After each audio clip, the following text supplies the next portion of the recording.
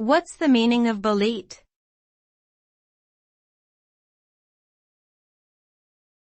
Bolete.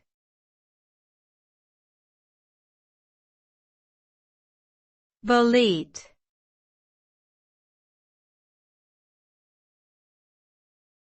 Bolete.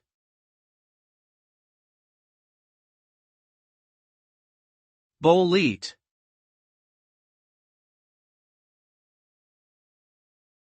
Bolete is a type of mushroom that belongs to the Boletaceae family.